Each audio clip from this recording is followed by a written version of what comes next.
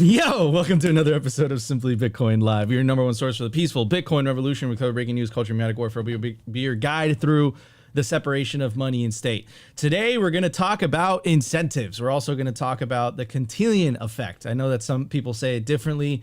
And the reason we're going to cover that is because Charlie Munger, who's been bashing Bitcoin for quite a while now, did a piece in the Wall Street Journal saying finally the quiet part out loud, which is calling for the banning of Bitcoin, right? So we're going to talk about why he's doing that, why this 99-year-old, right, that unless he knows something that we all don't, human mortality can only last for so long, right? What does he care, right? What does he care about what people are going to do into the future, right? Because look, like the reality is that like if you're under the age of 35, I would make the argument that Bitcoin is not a choice.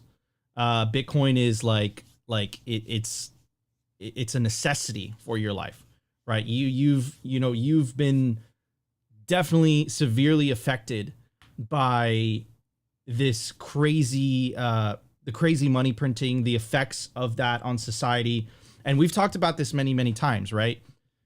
If you are in the lower and middle classes, which the younger you are, the less money that you make, the less, opportunity you've had to build up a career, build up income, build up a business.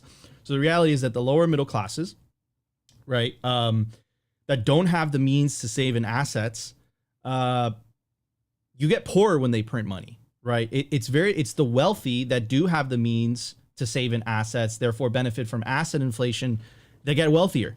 Right, because they're holding on to stocks, they're holding on to real estate. Every time they print money, all that goes through the roof. But the real work hasn't been rewarded. The wages have stayed relatively the same. So what is that? What does that create? It leads to very, very powerful, very, very wealthy individuals. It leads to cantillionaire conferences like the World Economic Forum. And it leads to people like Charlie Munger that have most benefited from this system, screaming from the rooftops when there's a clearly alternative, there's a viable alternative to that system, right? And it blows my mind how much it gets under his skin, especially at that age. Like, why does it matter to you, right? So we're gonna talk about all that. We're gonna explore this. I'm really excited. But first, I want to bring up my awesome co-host. How you doing, Opti? Everyone caught me. Like I thought I had like 2 seconds before I could take my gum out. But it started, and I was like, oh, crap. Caught in 4K, bro. Caught in 4K. Caught in 4K. How you doing this morning, bro? I'm doing good, dude. Doing real good. Can't complain. Life's good, man. I get to do this every single day, and I get to come hang out with my buddy Nico every day. So, like, obviously, this is fun. This is always fun. But, yeah, man, this article dropping this morning, or I think it was last night, actually. Man. There's some good dunking to be had today with this article. I'm excited for this one. And then also on the same vein, it's kind of something that I've been talking about lately. And we've got chastised in the past when we tell people that the revolution is taking Bitcoin into self-custody. Well, it looks like Jack Dorsey is taking that leap as well. And causing all kinds of good chaos and telling people to stack sats and taking the freedom tools better yet, calling out the freedom tools so that people can use them. So I got a little story time on the culture today, and it's going to lean into this narrative that you and I have been pushing the last couple of weeks. So I think this is a good little learning point. Absolutely. Well, I'm excited. That sounds interesting. All right, everybody, let's get to numbers. Let's do this. The Bitcoin numbers. Brought to you by NODL. At this point, you should be running your own Bitcoin node. If you don't use your own Bitcoin node, you're trusting someone else's. Run your own version of Bitcoin Core, the Lightning Network, Whirlpool, and Dojo, all from the comfort of your own home. And if you're a digital nomad, you have absolutely no excuse because now you can run a NODL through a virtual private server. Visit nodl.eu today. That's right, everybody. If you are not running your own Bitcoin node, you're using someone else's. Minimize that trust. Take back personal responsibility. Run your own node. It's just a very fancy way of saying you are running your own Bitcoin software. You have your own copy of the blockchain. Because if you don't, You have to trust someone else. And a lot of the problems that we are seeing today in clown world is caused because a lot of people have outsourced that personal responsibility, whether it is the storage of their wealth, whether it is the outsourcing of, I would say, education as well, right? So many of these things, right? Anyways, the Bitcoin price at the time of recording is 23,830 sats per dollar, 4,196. Block height, 774,751. Reachable Bitcoin nodes, 13,436. Blocks to the halvening, 65,249. Halving estimates April 24th, 2024. Total Lightning Network capacity, 5,314 Bitcoin. Capacity value is around 126 million US dollars. The realized monetary inflation, I love that number, is 1.76%, continuing to take fiat currencies to absolute school. And the market capitalization of Bitcoin, $459 billion with a B. Anyways, I have a clip of Charlie Munger and some comments that he made about Bitcoin. And that's really what I want to focus today's episode on is let's talk about incentives, as I was saying in the beginning. Let's talk about why he feels this way. And also what the de facto, because if you're against Bitcoin, no, I was about to say it, right? You're against Bitcoin, you're against freedom. But you know, that sounds like a meme, right? It's like, oh, you know, like it's over the top, it's hyperbolic, it's whatever. Look, you either want a money that is separated from state, or you want a money controlled by the state. And what is the next iteration of that money controlled by the state? What is total control of money for you? Central bank digital currencies. So not only does he critique Bitcoin, right? He advocates for slavery money, which are central bank digital currencies, and he's taking his cue from communist China, right? And keep in mind, right, that the same government that is currently in control of China, right, is responsible for tens of millions of Chinese deaths, right? Same government, right? So advocating for that type of government that has been known for human rights abuses, right? The recent one is the Uyghurs, right? Like, that's crazy to me, dude. That is absolutely nuts. It's so nuts. Anyways, let's check out this clip. It's about a minute long, and then we'll talk about it. Suppose you could make a lot of money trading freshly harvested baby brains. Would you do it, or would you say that's immoral? You wouldn't trade them, would you? It's too awful a concept. Well, to me, Bitcoin is almost as bad. It's not having any desirable social purpose. We've got debit cards. It isn't like we don't have a payment system. We've got WeChat in China, incredibly efficient payment system. China doesn't need Bitcoin.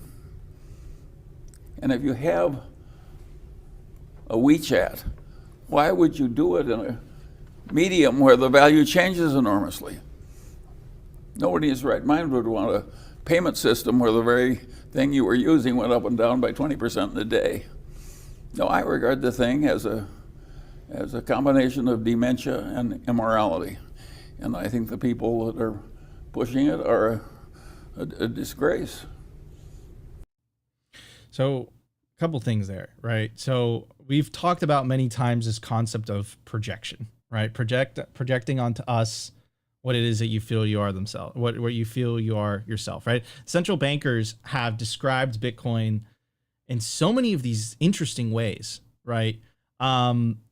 And I would make the case that, you know, he's projecting there, right? The fact that he says that somehow Bitcoiners are immoral, right? You know, what was that legacy media, corporate media post that called us psychopaths, got into that point, right? Calling us immoral. And then once again, what he's suggesting is WeChat, right? So thing about WeChat that he fails to mention there is that WeChat gives the Chinese government complete and utter control over what people can say and who people can pay, right? And the other aspect, which is no desirable social purpose. Well, I would make the rebuke to that, and I would say, well, Charlie Munger clearly has financial privilege. And take away, you know, his wealth, just put that aside for a second. What about someone in Venezuela, someone in Argentina, someone in Turkey, or someone in Afghanistan or Cuba, for example? Cuba and Afghanistan, I love those examples, or Nigeria. Shout out to our friends over there. Where in these countries, right, Bitcoin happens to be one of the only ways that you can interact with the global economy, right? When the US pulled out of Afghanistan, one of the first things that they did was shut off the country from the global financial system, right? Bitcoin kept working in China. In Afghanistan, right? If you're a Cuban, right? You know, one of the things, if you send money to Cubans, the way that it works now is you could send money from Miami, right? There's a lot of Cubans here. You send money from Miami, you send money back home to Cuba, right? What the government does is they take the dollars, they pocket the dollars, and they hand you this version of the Cuban peso. Right, so they take the dollar, which is considered a shitcoin, but for this example, let's say the dollar is the good money in that particular situation, and then they hand you a worse money. So they pocket the good money and they hand you a worse money. Now, what does Bitcoin allow? Bitcoin allows, because it is peer-to-peer, it allows you to circumvent the gatekeepers of money, the intermediaries, right? So I think that's what it's about. I think it has to do with control, right? And someone who's benefiting from this system, why would they advocate for something that diminishes their control, right? And using that logic, it kind of makes sense why the Quintillionaire Conference, which is the World Economic Forum, would be so against Bitcoin. It kind of makes sense why certain central bankers like Opti's ex-girlfriend, Christine Lagarde, would be against Bitcoin, right? It makes sense now, right? If you look at it from those lens, right? Why would they give up? Why would they want to give up control and power? Now, to kind of advocate for them a little bit, I don't think it's like, you know, a lot of people are like, yo, these people are demonic, these people are evil. Like, put all the conspiracy theories aside for a second. You know, it's American Hodl that said this, right? No one's better than their incentives, right? And they're not incentivized to give up power. They're not incentivized to give up control. In fact, they benefit tremendously from how the current system is. So why would they advocate for an alternative? Right. This also applies to the United Nations that came out with an article that said we must de-incentivize the adoption of Bitcoin and shitcoins in developing countries, without mentioning the fact that people are adopting Bitcoin and shitcoins in developing countries because the alternative is CBDCs, and CBDCs don't solve the problem of inflation. So even if you introduce a CBDC in Nigeria, for example, right, you still have double-digit inflation. Why do you care? You know? And one last thing, and then I'll pass it on to Opti, right? Which is what he was bashing Bitcoin for, and this is what the central bankers' favorite excuse is. This is the excuse that Justin Trudeau used in that video that we played for you guys a couple days ago, right? Which is Bitcoin is unusable because of Bitcoin's volatility, right? Bitcoin's volatility makes it an unusable currency. Well, I would say Bitcoin is currently in the store of value phase, right? And then in a decade or so, right, I'm sure that once the volatility decreases, it will move on to the medium of exchange, right? It's not quite there yet, right? And at the end of the day, I still think it's doing great, right? You know, these legacy currency systems have been around for decades and decades and decades. Bitcoin has only existed for less than 2 decades, right? Like around what, like 14 years it is. And, you know, it's already become legal tender in a country in Central America. Of course, I'm talking about the savior, El Salvador. And it's already, you know, and Michael Saylor, of course, you know, being brave and using, or his theory of the case is Bitcoin is a viable alternative to put on your treasury rather than fiat currencies because of inflation, right? And he does all these beautiful examples about how fiat currencies are designed to lose energy over time, and Bitcoin protects that, right?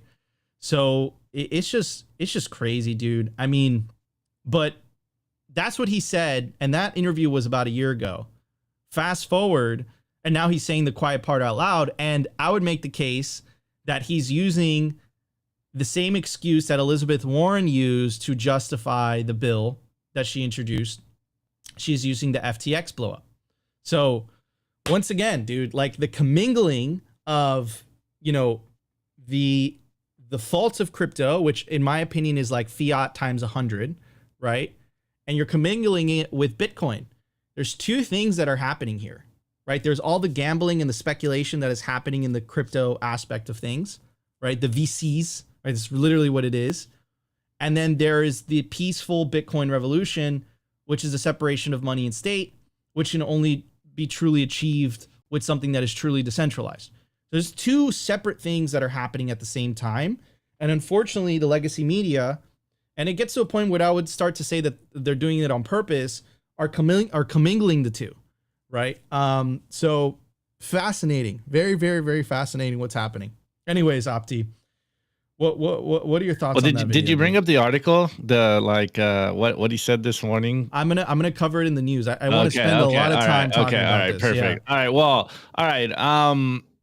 My two sats on this is, you know, for being a proud American capitalist, Charlie really likes the Chinese communist system. It seems like any chance he gets, he's always referencing it as like, this is, you know, the holy grail of how to coordinate human action. And it, to be honest, it's kind of disgusting. Like, you know, knowing exactly what's going on over there, knowing, he even mentioned WeChat, you know, like as a favorable monetary system. And as we know, as Bitcoiners, it's like, you can get completely shut off from WeChat if you are not saying or doing the correct things. And like, this is the future that they want for you, is just to completely control every aspect of your life. And I mean, like, let's just get into like the level of criticism that Charlie Munger is talking about. You know what, like he equated Bitcoin to debit cards. Like, this isn't what Bitcoin's about. Again, he referenced like volatility. Like, yeah, Bitcoin's volatile on a short term point of view, but like over the long term, number goes up. Like, Bitcoin is the only monetary network open to everyone. You don't need to go to a bank. Like, I put it in a meme yesterday. Like, Bitcoin is the only bank that's open to the whole world. And again, you know, we talk about it all the time here on Simply Bitcoin about the projection from the corporate press, from the Cantillon or the Cantillionaires. I don't know exactly how to say it. We should do a poll. Which way do you say it, actually? And it's about the level of projection from these people. Like, if anyone has dementia or is immoral, I'd say it's Charlie Munger. Like, this guy looks like a cadaver over here. I don't want to be, you know, ageist here, but like, it's fitting that the rats are against rat poison. Like, Charlie and co have profited off the system, and so of course they're not going to destroy their cash pig. Like, stack baby brains, guys. Like, continue to stack sats. What? Like, lean into the memes, bro. And it's the level of projection. Like, man, stack baby brains, because that's what Charlie Munger called Bitcoin. Yeah, obviously. Man, it's just it's absolutely insane. You know, we say it all the time here on the show. It's these people in power. They do not have your best interest in mind. They do not want you to escape the matrix. So what are we going to do? We're going to take Bitcoin into self-custody. We understand what the game is. The fiat game is rigged against you. And the people at the top are obviously not going to give you the escape door for your own prison. Like, it's Bitcoin or slavery for a reason, is because the game is rigged against you. And of course, they're not going to push something that helps you get out of that. It's like, they make money, they profit off the fiat system. So of course, you know, Charlie Munger is not going to lean into telling you to take Bitcoin into self-custody. Amen to that, brother. All right, everybody, let's get to news. Lots to talk about. The Daily News. Brought to you by Blockstream Jade, built by Bitcoiners for Bitcoiners. It's an open source hardware wallet for the cold storage of Bitcoin. Blockstream Jade houses a full color camera, allowing for fully air-gapped Bitcoin transactions. Scan and display QR codes directly on the device to sign transactions and verify addresses with ease. Use your Blockstream Jade with your favorite wallet software, such as the Blockstream Green, Blue Wallet, Electrum, and Sparrow. Get yourself a Blockstream Jade today and take self-custody of your Bitcoin. All right, everybody. So before I get into the Wall Street Journal article, I want to talk about the Cantillon effect, because incentives are important, right? And you have to understand, like, for you to understand why Charlie Munger is saying something like that, you have to understand his incentives, right? And I think that this is very appropriate to understanding that. So this is defining it. It's an article or a post by the SWF Institute. Yep. And the name of the article for audio listeners is "What is the Cantillon Effect and Why It's Even More Important Now?" A Cantillon effect is a change in relative prices resulting from a change in money supply. It is the uneven expansion of the amount of money. 18th century French banker and philosopher named Richard Cantillon coined the term. Born in the 1680s, wrote an essay called Essay on the Nature of Trade in General, also referred to an essay on economic theory. Cantillon preceded Adam Smith by a generation. Since the 2000s, as the world's largest central banks started to run out of policy tools, many are aggressively creating new money during each major financial crisis. The current status of the U.S. economy is experiencing inflation expanding during the Biden administration at record levels, resulting in an increase in prices that are occurring in energy, blue-collar, labor, and food, but not in other products and services. With the creation of the U.S. Federal Reserve and the U.S. exiting the gold standard, the Cantillon effect has favored investors and owners over workers, parentheses, wage earners in the aggregate. So kind of makes sense, right? It kind of makes sense why someone like Charlie Munger would say what he said, right, after reading that, right? It benefits, the Cantillon effect has favored investors and owners over workers. Right. And then think about who the majority, now think about the generational thing. Who do you think generationally, who do you think are the majority of investors and who do you think are the majority of owners? Right. And they obviously want to keep it that way. Right. So now that I said that, it kind of starts to make sense why the Cantillon conference propaganda is you own nothing and be happy. So if you don't own anything and be happy, who's going to own everything? Right? They will, of course. It kind of starts to make sense when you was connecting the dots. So here's the Wall Street Journal article. It dropped yesterday and made quite a splash on Twitter. And another thing that I would tell to Charlie Munger is like, you know, so supposedly someone who's a huge fan of the free markets, like, how could you be a fan of the free markets and also call for the ban of something? If you were so confident in the dollar, in the adoption of the dollar and the continued use of the dollar, you'd want the dollar to beat something like Bitcoin on the free market. But they don't want to compete fair. It's not about fair competition.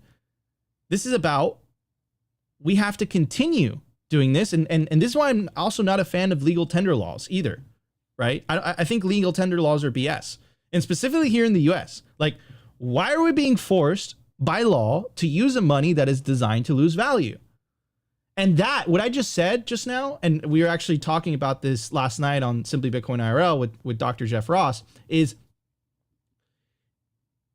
that's why when the White House, they released their executive order that led the U.S. Treasury to write a report that was titled The Future of Money. In that entire report, they mentioned payment platforms, they mentioned stable coins, they mentioned CBDCs, but they don't mention Bitcoin. And I think, like, why aren't they mentioning Bitcoin? The reason they can't mention Bitcoin is that for them, they don't even want people to conceive that money can exist without it stealing from you. And the reason that they don't want you to even conceive that is because how the current system is set up is the government can spend an unlimited amount of money via deficit spending. Right? They could spend more money, and they do this every single year. The U.S. spends more than $1 trillion every single year than it collects in tax revenue. And the reason that they're able to do that is because of the money printer, because they've normalized this idea of inflation, right? What Bitcoiners are saying is that doesn't need to exist, but they can't even normalize it. They can't even give it, the time of day. Why should they? Anyways. So let's check out the article. It's titled, Why America Should Ban Crypto. It isn't currency. It's a gambling contract with a nearly 100% edge for the house. I would like to make the argument, who's the house in Bitcoin?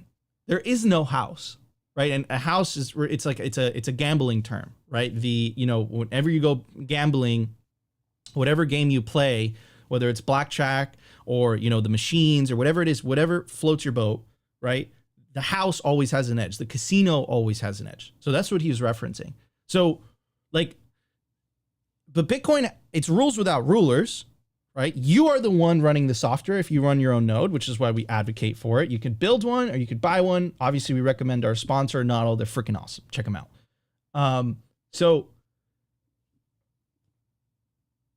But of course, it's the commingling of the two things, right? It's like we are going to use the faults of crypto, which in my belief, right, it's the fault of all centralized money.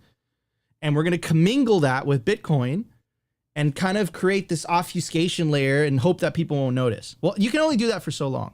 And of course, why do I say the commingling? Look at the thumbnail that they're using. It's two pictures, not one picture. Usually we put one picture of the person we're going to cover in the thumbnail. They wanted to make it very clear that crypto somehow has to do with SBF, right? Anyways, in the US, it's about a 2-minute article. In the US, individually owned companies have issued thousands of new cryptocurrencies, large and small. These have later become publicly traded without any government pre-approved disclosures. That is true. That is what happens when Binance creates a token. That is what happens when FTX creates a token. That's what they're doing, right? But this isn't Bitcoin. Bitcoin, there is no privately owned company. Anybody could issue more Bitcoin. Anyone could make more Bitcoin, but you have to go buy a miner. You have to pay for the energy and you have to mine it just like everybody else. There's only 3 ways to get Bitcoin. You have to buy it, mine it, earn it, or steal it. There's no free printing there. There is no just P button that you could press and it just comes out of thin air, right? And the argument that I would say to this first line is no one should have the power to create money for free that someone else has to work for. I refuse to use a money that another man can create for free. That's what I would say to this. Anyways, in some cases, a big block of cryptocurrency has been sold to a promoter for almost nothing, after which the public buys in at a much higher prices without fully understanding the pre-dilution in favor of the promoter. That's also true in the crypto space. All this wild and woolly capitalism is much like that described in a remark often attributed to Mark Twain, who was thought to have said that a mine is a hole in the ground with a liar on the top. Such wretched excess has gone on because there's a gap in regulation. A cryptocurrency, not a commodity and not a security. Instead, it's a gambling contract with a nearly 100% edge for the house, entered into a country where gambling contracts are traditionally regulated only by states that complete in laxity. Obviously, the US should now enact a new federal law that prevents this from happening. 2 interesting precedents may guide us into sound action. In the first precedent, the Communist government of China recently banned cryptocurrencies because it is widely concluded that they would provide more harm than benefit. And in the second precedent, from the early 1700s, England reacted to a horrible depression that followed the blowup of a promotional plan to get vast profits by using slow-moving sailing ships to trade with very poor people halfway around the world. What the English Parliament did in its anguish when this crazy promotion blew up was direct and simple. It banned all public trading in common stocks and kept this ban in place for about 100 years. And in that 100 years, England made by far the biggest national contribution to the march of civilization, as it's led strongly in both the Enlightenment and the Industrial Revolution, and to boot spawned off a promising little country called the United States. Do you see the framing, man?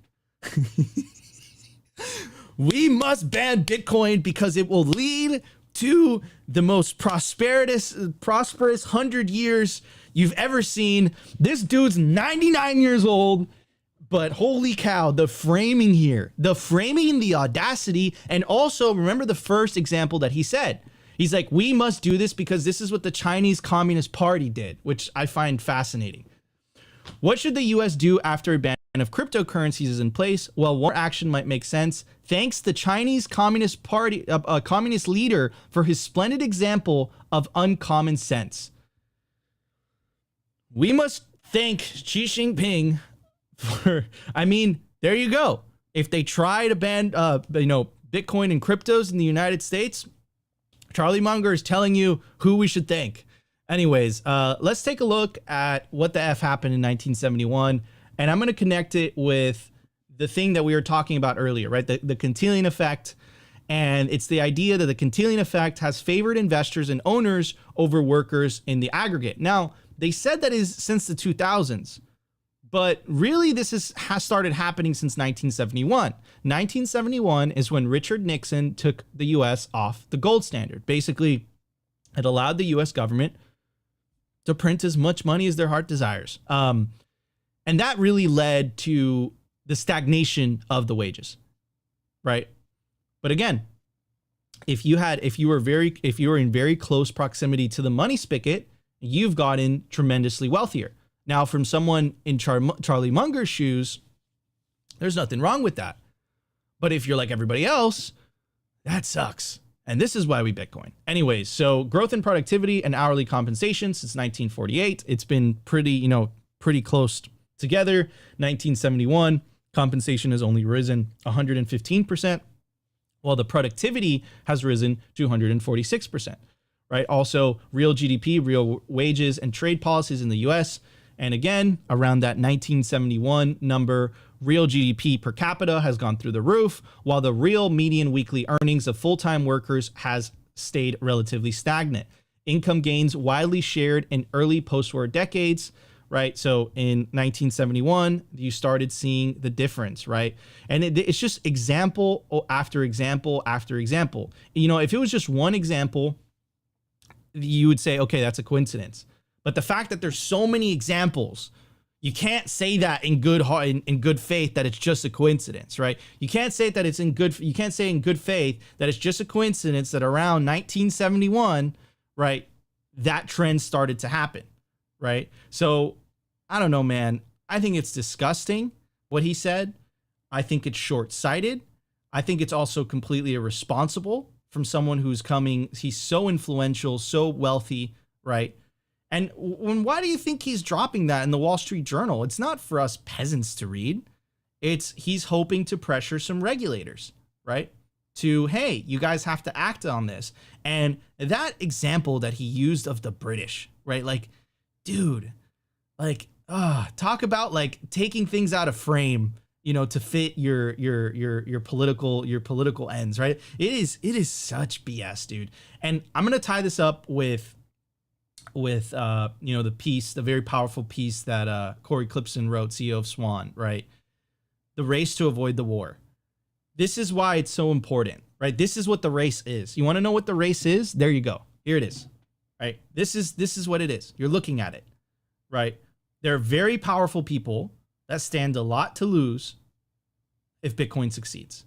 Now, it doesn't mean that they could say, you know what, I'm just going to jump on the Bitcoin train and I'm going to benefit like everybody else. No. They don't want that. They want special privilege. They want to hold on to that power. Even if it means everybody else loses, they want a special seat at the table. What Bitcoiners are saying is like, dude, there shouldn't be a special seat, period. Everyone should have a seat. Everyone should have the ability to save for a better future. Why is this such a hard ask? Why is it so bad that we are able to save, store, or spend money that doesn't steal from us? Just put it as simple as that. Why is that so crazy? Why does that piss some people? Why does that drive them so up the wall? Because we're not asking something crazy. It's not a crazy ask, right? So anyways, dude, what do you think? What are your thoughts on the Cantillon effect? That's why you broke up with Christine, right? Well, I tried to cozy up to the Cantillon insiders, but she wouldn't give me any money myself. So, I could only be a sugar baby for so long, Nico. But yeah, man, I mean, just in layman's terms, I know you gave the official long description of what the Cantillon effect is, but it's very simply like those closest to the money supply benefit the most. And the Cantillon effect is why you're poor. The unproductive class get to print money, they get to buy assets, and in the process, all the prices of everything else gets inflated for the average person. Like, this is the name of the game, and this is why Charlie Munger and co.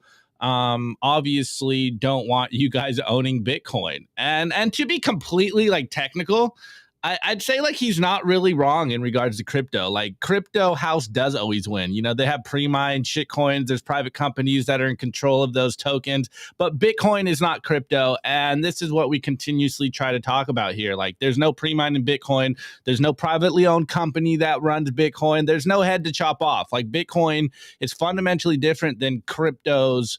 And as Senator, what's his name, Warren Davidson said, you know, there's Bitcoin and then there's shitcoin. And I mean, in my opinion, this is just kind of the then they fight you stage. Like at least we know where the narrative is going to go. He said it in that one paragraph that Nico was laughing about the 100 years of England. It's like they are going to angle Bitcoin as Bitcoin is bad for society. Like be ready for it. Like this is the end game. Right now they're just saying, you know, oh, it's for speculative reasons, it's for gambling. But it's only a matter of time before they try to blame all of society's ills on Bitcoin. We've seen it happen in the past in regards to the internet, in regards to all kinds of technology. And this is the then they fight you stage, guys. Like they're going to completely come out full direct attacks on Bitcoiners and Bitcoin with the narrative Bitcoin is bad for society. Like just prepare for this. This is why I tell you guys to get your mind right, get your body right, because this is the spiritual warfare that we are heading into, like all out attack and calling us evil with their projections. And then, I mean, just to like, you know, zoom out a little bit, like these dinosaurs are irrelevant. Like we shouldn't be ignoring the noise, you know, build on the Bitcoin standard and ignore the fiat matrix. Like Charlie Munger and co are very obviously ingrained in the fiat system. And this is how they got rich. This is how they got so powerful, is by playing the game. And so obviously, again, like I said in the beginning, they're not going to tell you that the game is rigged and that I made my billions off the back of a rigged game and, you know, basically just accept it, peasant. Like it's really a slap in the face, because what do we try to do here on Simply Bitcoin and as Bitcoiners?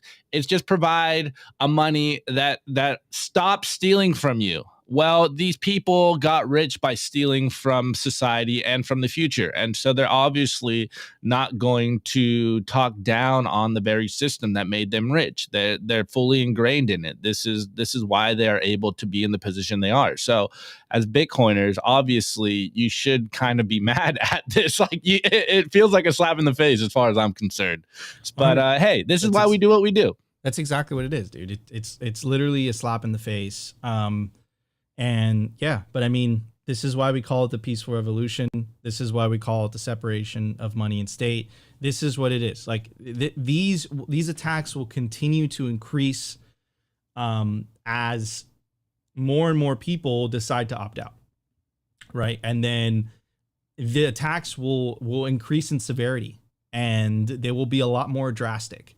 And I think that if you want to like kind of look at a playbook, and so far this book has been incredibly accurate. I think the only thing that they got majorly wrong was when they said it was the end of communist China. But other than that, they got a lot of things right, which is a sovereign individual. I really recommend reading it. And, you know, because so far it's really predicted a lot of how governments would react to certain things. And they also, of course, they predicted Bitcoin, right? Which I think is absolutely crazy. Anyways, all right, everybody, let's get to the culture. We got a lot to talk about. The Daily Culture. Brought to you by SwanBitcoin.com. Swan is the best way to build your Bitcoin stack with automated Bitcoin savings plans and instant purchases, serving clients of any size from $10 to $10 million. We love Swan because they incentivize self-custody and dollar cost averaging. What are you waiting for? Visit SwanBitcoin.com today. All right, guys.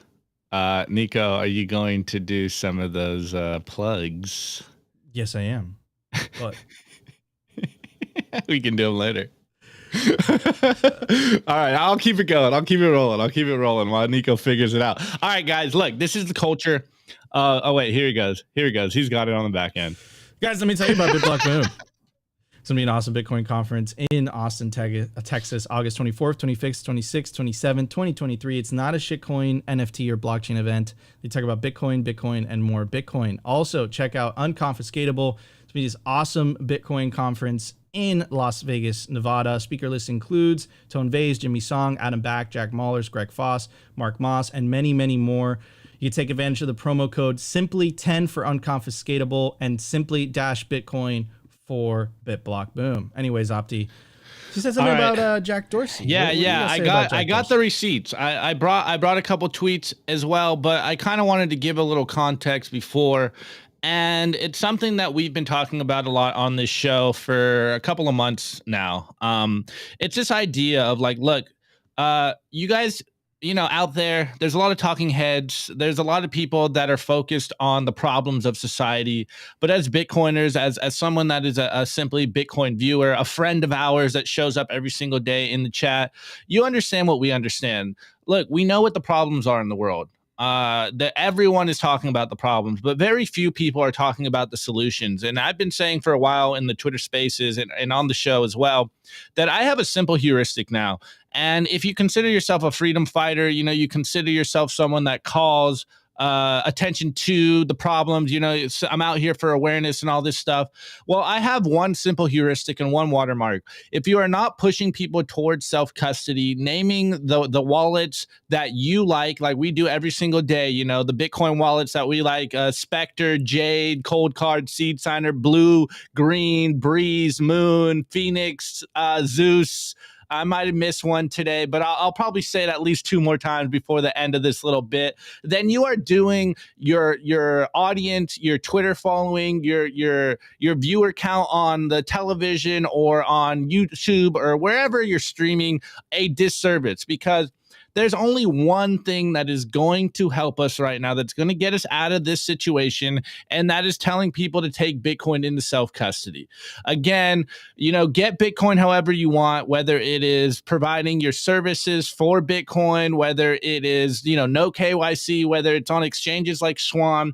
To me, I really don't care. I think more people need to be holding Bitcoin. And if you have a big audience, then you should be directing people to using the tools that are out there right now to take Bitcoin into self-custody. And if you're not doing that, then you're suspect in my book. And here, I'm bringing the receipts now.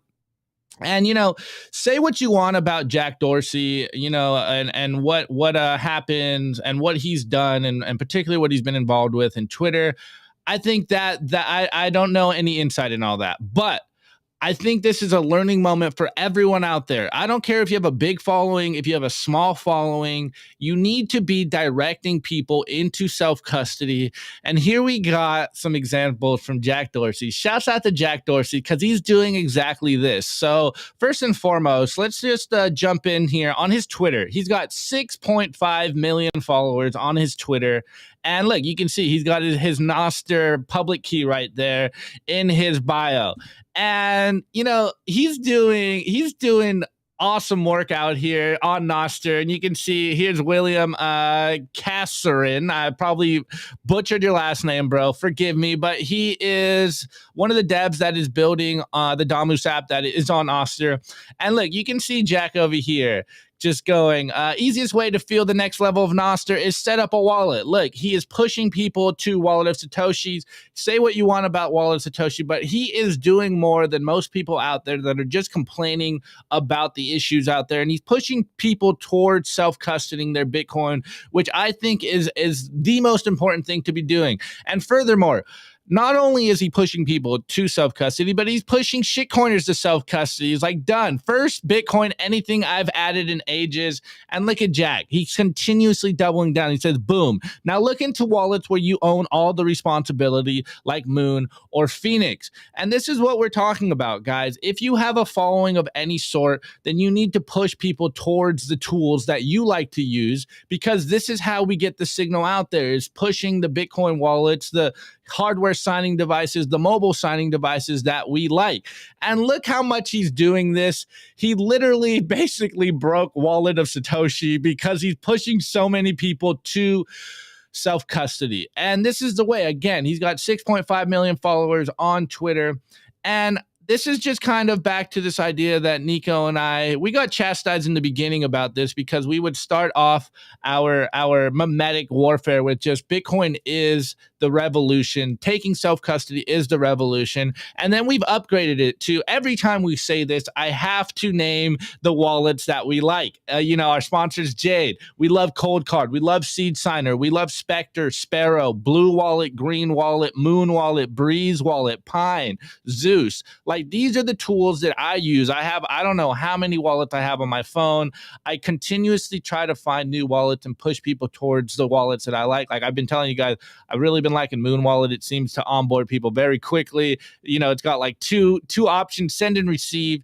And as we get more people taking Bitcoin into self-custody, then this is an unstoppable revolution. Taking Bitcoin into self-custody is the revolution, but you got to name the names out there. So shouts out to Jack Dorsey for doing that as well, because this is what we have to do, guys. Like, this is how we win this battle. This is how we avoid the war, is by pushing people to these freedom tools. So I saw this yesterday and I just thought this is one of those defining moments that we talk about all the time. Like, if you have a big following, I've said this in the space, I've said this on the show, if you have any following at all and you consider yourself a freedom advocate, there's a lot of people out there, like one person, I don't mean to like call people out, but like the Wall Street Silver guys, like the whole GameStop crew out there, the Robin Hood crew out there that basically called the bluff of Wall Street, and they haven't found Bitcoin yet. And it's like, guys, if you just take Bitcoin into self-custody, we can fundamentally win here. All we need is more people stacking sats. All we need is more people taking Bitcoin off these exchanges. But if you have a big following and you're not pushing people towards self-custody, in my opinion, you're suspect and you're part of the problem. So if you have any following out there, continue to name the names of the wallets that you like, or else what are you doing? I'm going to have to call your intentions in question, because this is how we solve this. Is this really just about you guys gaining a big following, or is it about people getting on the Bitcoin standard and saving and taking Bitcoin into self-custody? This is why we continuously try to name the names as much as possible. At times it gets it. I'm a broken record. But hey, what gets repeated gets remembered, and what gets remembered gets repeated. So continuously repeat the names of the wallets you like, and let's get more people on self-custody, and this is how we win. Boom, boom. Yeah, dude. Absolutely. And that I think you covered that great, Opti. And I think that one of the things that they're going to try to limit first, right, is like there's two social attacks happening, right? First, everyone kind of sees that one because it's been, I think, the more obvious one, which is the Bitcoin mining attack, right, on the energy usage. So that's number one, right? I don't think that attack's going to be so successful because the incentives are very powerful. And I give the example of China, right? So Chinese Communist Party banned Bitcoin mining, and within 9 months, the hash rate overcame the previous all-time high. And that was just because of Bitcoin's incentives alone. Take that, Charlie Munger. And number two, eventually, is going to be the social attack on self-custody, which we're already kind of seeing this a little bit with the redefinition of words, the term unhosted wallet, right? It's like the normalization, right? It's like hosted is normal, unhosted is not normal, right? So it's like that vocabulary is introduced on purpose, and it's introduced for malicious reasons, right? It's like, look, we want to normalization the outsourcing of the storage of Bitcoin, so that we can capture it, we can continue being intermediaries, right? And if we can capture it, we can control it, right? It's very hard to control society where millions upon millions upon millions of individuals are holding their own private keys. It's very, very difficult to do that, right? So what are they trying to do? They're trying to keep the status quo. And Opti was absolutely right. Like, things won't change. Like, Bitcoin could happen. Bitcoin could go to the moon. But if we want change, right? If you actually want to effectuate political change, you got to vote. And you got to vote by taking self-custody of your Bitcoin, right? It's the most powerful vote you can make, right? Voting, vote like you would do, like fiat vote, do your vote, right? But the most powerful vote that you can make that will actually effectuate change, right? Really change things, is taking self-custody of Bitcoin, and then be that Uncle Jim in your family. Like, you know, if your mom's a little bit old, or your dad, you know, your grandparents, whatever, and they want to hold Bitcoin, be that person, right? Be that person. Anyways, yeah, man, take self-custody. That's how we win this thing. Anyways, everybody, let's get to the meme review. Let's do it. The Daily Meme Review. Brought to you by Kaboomracks. I get this question all the time. Nico, where should I buy Bitcoin miners? The answer is Kaboomracks. It's the best place to buy Bitcoin miners. That's where you're going to find the best deals and the best prices. Start your mining utopia today. To check out their racks, you got to go to t.me/Kaboomracks. Join their Telegram group and start your mining journey today. Kaboomracks. Kaboom. Facts. Okay, all right. You already know this is the meme review. This is your favorite time of the show. You watch all the news and all the numbers and the culture just to get to the meme review, where your meme potentially can get featured. So drop your meme review score in the chat by the end of this so that we can cover it. As we say on this show, tweets are the bullets, memes are the artillery. Continue to put your hat in the ring. We are in an information war. I mean, look at the article by Charlie Munger. He gets it. It's the mimetic war out here. So continue to counter the corporate press FUD, continue to ridicule your no coiner friends, and continue to get them on the Bitcoin standard. Anyways, today is Groundhog's Day, so I thought this was a fitting meme by Meming Bitcoin. He goes, breaking, Groundhog sees Bitcoin bull market ahead of us. We are in a bull market. If you guys saw Dr. Jeff Ross last night on IRL, you can tell that he has turned from Dr. Bear to Dr. Bull. So, hey, what's going on out there, guys? It looks like we might be in the bull run. Let's go. No, Opti. No, bad Opti. Bad Opti. Hey. Please serve me familia. Anyways. Yesterday I did plug Noster, but I thought this is a pretty funny screen grab. So shouts out to Dirt GG, and he goes, maybe algorithmic feeds aren't all bad. And we got this tweet right here by Sean McNamara, and he goes, give me your best one-liner to orange pill somebody that doesn't understand Bitcoin. And then my friend Heather Everdeen, she just goes, fuck you. And so maybe the algorithmic feeds aren't all bad. This one seems to be working out.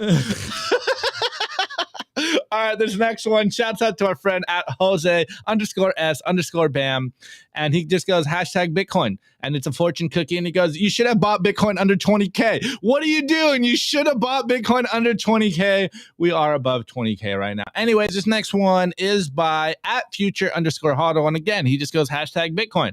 And then this is, we got a few goldfishes, and we got one goldfish, which is the Bitcoiner, going against the stream. And it goes, what if you're right and they're wrong? And we got a bunch of different goldfish going with the flow. We got Wall Streeters, Jamie Dimon, central bankers, gold bugs, World Economic Forums, Peter Schiff, cantillionaires, shitcoiners, Chancellor on Brink, your wife's boyfriend, China, Web 3.0, I didn't see that one, Keynesians, Warren Buffett, IMF, Charlie Munger, and just the little golden Bitcoiner going against the grain and stacking sats and staying humble and providing value and saving in Bitcoin. It's a beautiful world we're a part of. Anyways, this next one is by at That's What He Sat. Thank you, hashtag Bitcoin Maxis. And we got this, I'm not even going to try to name anyone here, but we got, what is this? Like, it's a Godzilla meme, but I forget what the enemy of Godzilla is here. And he goes, the enemy is going, I have an interesting blockchain project. And then we got Bitcoin Maxis as Godzilla just torching your idea. Yeah, if you know, this is how the last week was. And this next one, shouts out to our gold bug friend Jim in the chat. Thanks for coming back, bro. It makes me feel seen that we're doing something here that you enjoy to come back to, whether you like the message or not. Anyways, shouts out to Alois Schmalzel. Sorry, bro. I definitely butchered that. And we got, a little worm waking up in the morning, goes, life of a gold bug. The worm wakes up. He's got his nightcap. He looks cozy in bed. He takes a shower. He looks in the mirror. He goes, getting pumped for the day. Then he goes out his hole, and it's 8:30 a.m. Eastern time. And then Bitcoin is the bird that is going to eat the worm. Let's go. Okay, and then on this vein, shout out to our boy RDBTC. He literally tagged me at the very beginning of the show, and I had to bring this on because it's just so fitting. Everyone knows the Simpsons meme of the old man yelling at Bitcoin. Well, old man yells at Bitcoin, hashtag Charlie Munger. And so we just got the gif of Charlie Munger, old man yells at Bitcoin. These dinosaurs continue to yell at Bitcoin. It's a beautiful world we're a part of, man. Where we just keep winning. All right. Well, you already know my meme review score for today is another sticker. I'll change them up. Next week, so I'm not just all stickers forever. But I still have a lot of stickers, guys. So I have this moon sticker with a rocket ship with the Bitcoin logo on it. We are going to moon. We are mooning. Bear market over confirmed. I'm going to give it BTC Sessions news roundup tonight at 6 p.m. Eastern Standard Time. That's my score. That's my score. Let's go. Okay. Guys, you already know. Drop your meme review score in the chat. We plug in Represent. We totally are. Anyways, guys, check out our sponsor, Represent LTD. I'm wearing the Simply Bitcoin merch. This is basically sold out. They only have large last time I checked. Opti's wearing the decentralized hoodie as well. Only on representltd.com. It is a Bitcoin company. They make awesome merch. They dropped the Simply Bitcoin merch. Get yours while supplies last. You can use promo code simply-bitcoin. Get yourself a big discount, 10%. Representltd.com. Anyways, let's get to some of the scores. First, Elaine. Shout out to you, Elaine. Elaine says, I give those great memes, stacking sats till the cows come home and Bitcoin takes over. The P-Man Van gives the scores. I give the memes a... I can't say that, bro. A statist, Bill O'Reilly. I give the memes a handcrafted tied-in casket, black with black, a gold line interior, and army head panel for old Charlie Munger 1800. Man, I feel like I got a lot of people. I feel like I got a lot of people riled up on the Charlie Munger side. Sorry, not sorry. Kzen, I give the meme review. Nico caught in 4K with the gum. Guys, this is a live show, okay? I have no shame. Nihilist Fields, one score. Okay, for anyone who doesn't know and are tuning in late, Charlie Munger said that buying Bitcoin is the equivalent of buying babies or some baby brains. Like, it was something terrible. Yeah, you said something like, if you could profit off selling baby brains, would you do that? That's the equivalent of what Bitcoiners are doing. There you go. So Nihilist Field says, one baby brain harvesting beach, one baby brain standard, and one baby brain session. Baby brain harvesting session. Oh man, dude. Hey, for anyone who's tuning in, that was Charlie Munger's words, not mine. He compared, I don't know, dude, that's crazy. What? That's the first example that dropped into his head? Like, that is nuts. That's absolutely nuts. Shame on you, Charlie Vampire Munger. Confirmed. All right, guys, check out Simply Bitcoin Unfiltered. It is the written version of the show. You got to go to www.simplybitcoin.news. Check out our awesome writers, Zach, Paul, Weinikis, Matt, dropping Kumo. hot fire. It's awesome. Alex. We got macro, culture, politics, lifestyle, all of it. Check it out. Also, check out Simply Bitcoin's Telegram group. Shout out to our awesome mod, Darth Coin. Holds it down over there. t.me/simplybitcointv. It's absolutely free. Join it now. Anyways, Opti software or Plebsite? Site. Let's do it. Bitcoin soft. Plebsites. Brought to you by Cypher Safe. Don't be that person that loses their Bitcoin seed due to fire damage, water damage, dog attacks. Back up your generational Bitcoin wealth on steel, and there's no better place to do it than the Cypher Grid by Cypher Safe. And now check out their new Bitcoin art, the Bitcoin Rulux triangle, only on cyphersafe.io. All right, guys. So today's site, this I'll drop this link in the chat because it is a little complicated. But we mentioned this, I think it was earlier this week. This is Luke Dash Jr.'s website about the current state of Bitcoin nodes. So we have been getting you guys telling us that there's more Bitcoin nodes than the Clark Moody dashboard says. So I wanted to plug this site because, as you can see, there's a lot more nodes out there. We're close to like 50,000 nodes according to Luke Dash Jr.'s website. So this website for those on the audio is luke.-jr.org/program/bitcoin/files/chart/software.html.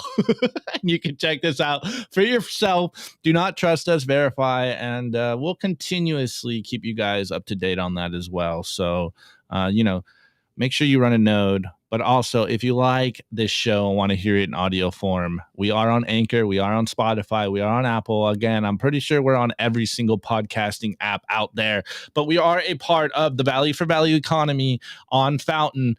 You can stream us sats, you can give us some comments, and shouts out to you guys that are clipping us as well. I think I have one at least for tomorrow. Tomorrow is Friday, so I will be bringing the receipts and bringing you guys into the show. So if you've been streaming the sats, I'll get it on the show tomorrow, guys. We appreciate it. Awesome, guys. Thank you so much for joining us on another episode of Simply Bitcoin Live. Number one thing you could do to help this show is share this video. In fact, share all Bitcoin content. Spread the peaceful Bitcoin revolution. Consider hitting that like button. And you feel like if we provided you value, consider subscribing. Love you all. We'll see you tomorrow for the last episode of the week of Simply Bitcoin Live.